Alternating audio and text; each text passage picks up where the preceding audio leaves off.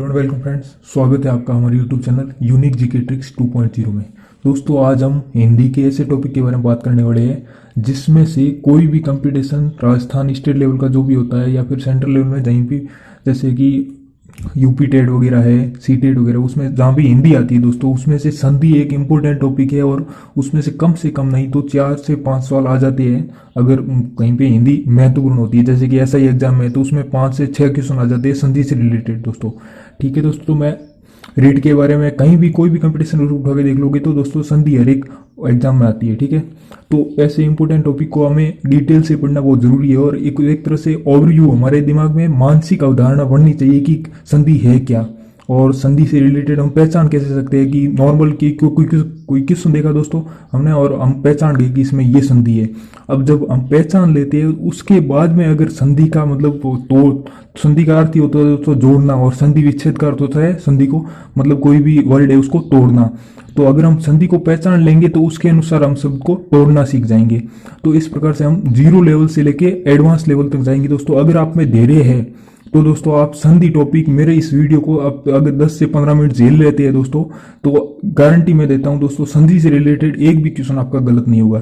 ठीक है दोस्तों, शुरू करते हैं आज का टॉपिक। तो दोस्तों संधि, सबसे पहले संधि प्रकार होती है, उसके 3 प्रकार होते हैं दोस्तों। एक नंबर स्वर संधि, दूसरा दोस्तों व्यंजन संधि और तीसरा विसर्ग संधि। ठीक है, अब ये संधि के 3 प्रकार है, ये नॉर्मल से सभी को पता है।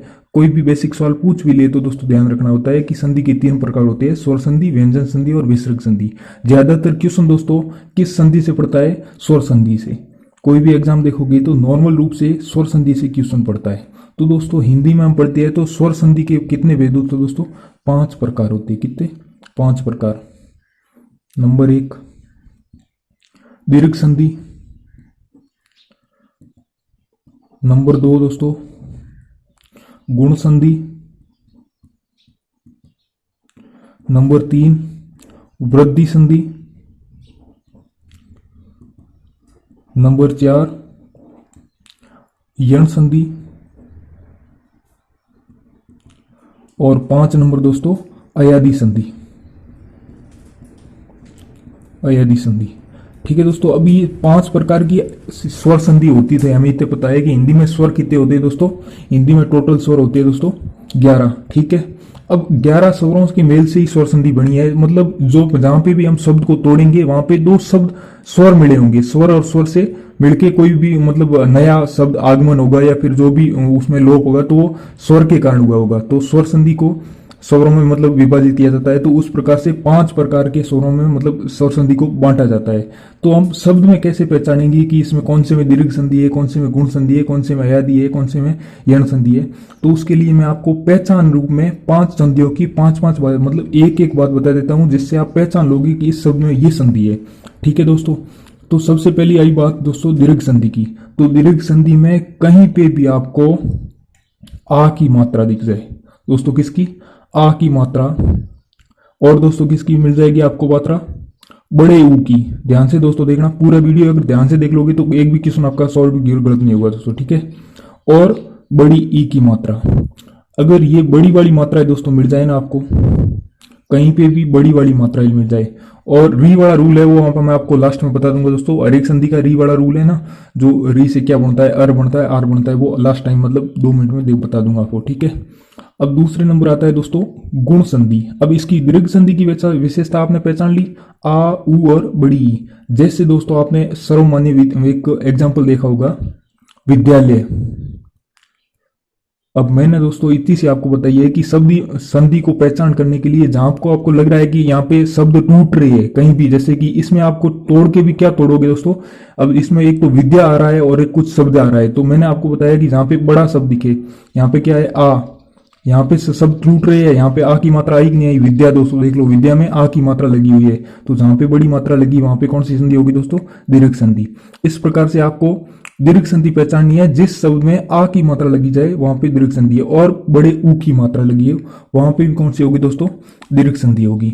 अब बड़े की ऊ की मात्रा के एग्जाम्पल दोस्तों देखते हैं, जैसे कि लगूर्मी। तो दोस्तों इस शब्द में देखो लगूर्मी, यहाँ पे बड़े ऊ की मात्रा लगी हुई दिख रही है। तो इससे पहचान जाएंगे कि इसमें संधि कौन सी है, दीर्घ संधि है।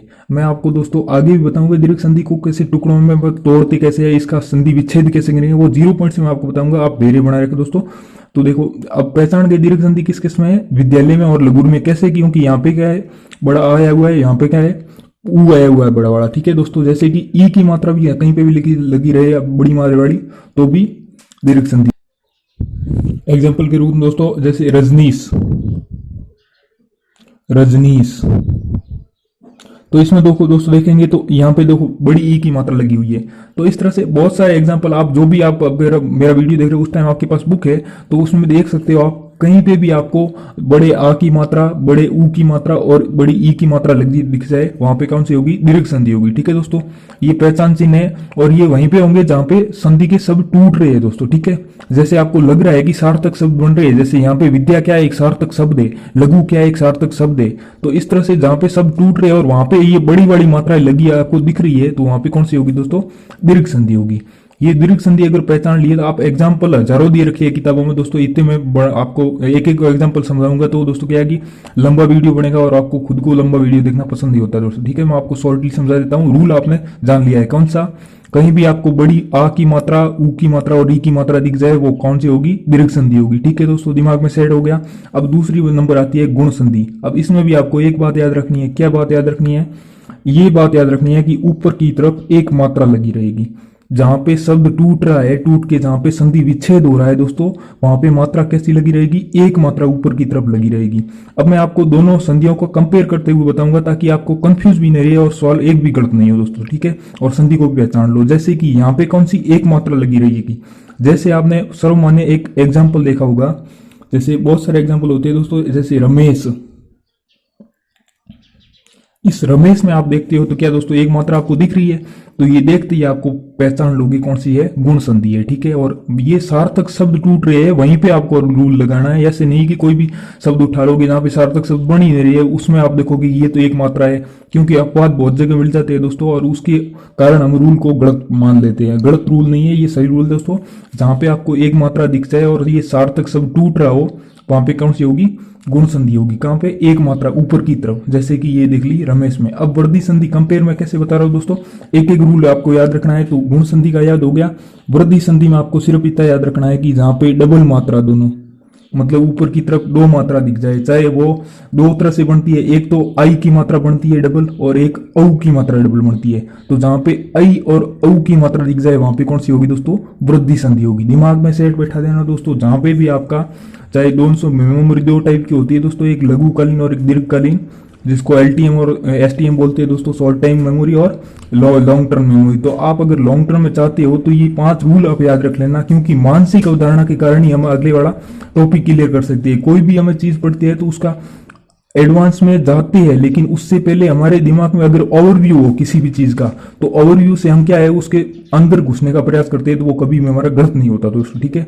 इसको मानसिक अवधारणा का एक साइकोलॉजी, आप अगर रीड की तैयारी करते हो तो साइकोलॉजी पढ़ते ही होंगे, जिसमें क्या है कि जोसेफ डी नोवेक ने एक सिद्धांत दिया था मानसिक अवधारणा का। तो किसी भी चीज के बारे में ओवरव्यू होना बहुत जरूरी है। ठीक है दोस्तों, अगला ये वृद्धि संधि का आपको एग्जाम्पल दे देता हूं मैं। वृद्धि संधि का दोस्तों एग्जाम्पल है एक एक। एक एक यहां पे दोस्तों देख लो, डबल मात्रा आपको दिख गई ना, जहां पे आपको डबल मात्रा दिखे आपको आंख बंद करके आपको कौन सी मान लेनी है, वृद्धि संधि मान लेनी। जहां पे सार्थक शब्द बन रहे हो, ठीक है दोस्तों, वहां पे अगर डबल मात्रा दिख जाए तो वहां पे वृद्धि संधि, एक मात्रा दिखे तो गुण संधि, और आ उ और ई ये बड़े बड़े मिल जाए तो फिर दीर्घ संधि। ये तीनों अगर क्लियर हो गई तो लास्ट वाली दो संधियां इतनी सरल है दोस्तों, आंख बंद मतलब कुछ याद करना ही नहीं है इसमें। तो बस आपको क्या देखना है इसमें, य और वह, ये दो शब्द देखने हैं शब्द में, लेकिन उससे पहले और बाद में क्या विशेषता इन दोनों में ये याद रख लेना, क्योंकि ये दोनों कंफ्यूज करने वाली संधियां हैं दोस्तों। यह और वह दोनों में लगा रहेगा, लेकिन अगर यह संधि होगी तो उससे पहले आधा अक्षर आएगा, यह और वह से पहले क्या आएगा, आधा अक्षर, और इसमें क्या आएगा, पूरा अक्षर। यह और वह से पहले पूरा अक्षर। आप अगर ऐसे रूल से नहीं समझ पा रहे दोस्तों, मैं एग्जाम्पल देके आपको समझाता हूं। जैसे यण संधि का एग्जाम्पल देखते हैं दोस्तों, तो आपने देखा होगा प्रत्येक, प्रत्येक। तो यहां पे देखो दोस्तों, यह है, यह से पहले क्या है, आधा अक्षर है, दिख गया ना आपको। प्रत्येक में त ये आधा है य से पहले, तो इसमें कौन सी होगी, यण संधि। जैसे इसमें देखते हैं अयादि में, तो आपने एक सर्वमान्य एग्जाम्पल देखा होगा, चयन, चयन देख लो, पवन देख लो, ये व और य से पहले पूरा अक्षर है, और यहाँ पे देख लो य या व से पहले आधा अक्षर होता है, जैसे प्रत्येक है। अब को किसी के दिमाग में ये मतलब विचार कौन होगा कि यहाँ पे भी एक मात्रा है, यहाँ पे अगर हमने गुण संधि क्यों नहीं की, तो दोस्तों यहाँ पे देखोगे तो सार्थक शब्द बनना चाहिए। मैंने यही बात आपको पहले ही बताई थी, ये कोई सार्थक शब्द नहीं होता, ठीक है दोस्तों। इसलिए मतलब यहाँ पे गुण संधि नहीं होके यण संधि हुई है, ठीक है दोस्तों, क्योंकि यहाँ पे दोनों रूल टकरा रहे हैं, तो टकरा रहे हैं तो उसमें से वापस डिवाइजन मतलब उसको डिवाइड करना भी आप पे निर्भर करता है कि आप कितने ध्यान से वीडियो को समझते हो और कितने ध्यान से बुक को पढ़ते हो, ठीक है दोस्तों। तो इस तरह से आपको ओवरव्यू मैंने दे दिया है। अब यह के एग्जाम्पल के अलावा वह के एग्जाम्पल भी चाहो तो वो भी आपको मिल सकते हो, जैसे कि यहाँ पे देखते हो तो यण संधि में देखते हो तो स्वागत, ठीक है दोस्तों, स्वागत। अब स्वागत में देख लो, यहाँ पे व से पहले क्या आया दोस्तों, आधा अक्षर आया है, ठीक है। और इसमें देखोगे तो दोस्तों पावक, ठीक है, और जैसे पवन, तो ये पूरा पूरा अक्षर आया हुआ है। अब ये अगर आपने पहचान लिया कि मतलब कैसे कैसे कौन सी संधि है किस किस शब्द में, तो दोस्तों आगे का काम तो बिल्कुल एकदम चुटकियों में होने वाला काम है, बहुत ही सरल तरीके से हो सकता है। अगर ये दोस्तों वीडियो लंबा हो चुका है, एक तरह से लगभग 10 मिनट से प्लस हो चुका है दोस्तों, तो मैं अगले वीडियो में बनाने का इसको प्रयास करूंगा, प्रत्येक संधि को तोड़ के समझाने का। अगर आपको ये बात दिमाग में बैठ गई है कि कौन से शब्द में कौन सी संधि है, आप पहचान कर पा रहे हो, आप बुक उठा के एक बार प्रयास करना दोस्तों। अगर आप रियल में मतलब तैयारी करना चाहते हो और तैयारी कर रहे हो, तो बुक उठा के अगर एग्जाम्पल देखोगे तो आपको खुद को पता चल जाएगा कि पहचान कर पा रहे हो या नहीं कर पा रहे हो। अगर मेरा वीडियो हेल्पफुल आपको लगे बुक देखने के बाद में, तो आप इस वीडियो को लाइक करो और चैनल को सब्सक्राइब करना, और आगे कमेंट करके बताना कि इसका पूरा वीडियो आपको डिटेल में चाहिए कि नहीं चाहिए, क्योंकि ये अब एडवांस लेवल में होगा। ये आपको मैंने मानसिक अवधारणा मतलब एक ओवरव्यू दे दिया है, अब इसके अलावा अब एडवांस होगा जो आप चाहते हो, क्योंकि बहुत सारों ने ये नॉर्मल बेसिक बातें होती है लेकिन याद नहीं रखते हैं, वो कहते हैं कि कर लेंगे, लेकिन दोस्तों मेन एग्जाम में जब आता है तो आते हुए भी क्वेश्चन गलत हो जाता है। वो किस कारण से, अगर हमारा ओवरव्यू नहीं है ना किसी के, तो हम क्वेश्चन गलत करके आ जाते हैं, ठीक है दोस्तों। तो मिलते हैं अगले वीडियो में, तब तक के लिए टेक केयर, बाय बाय, जय हिंद।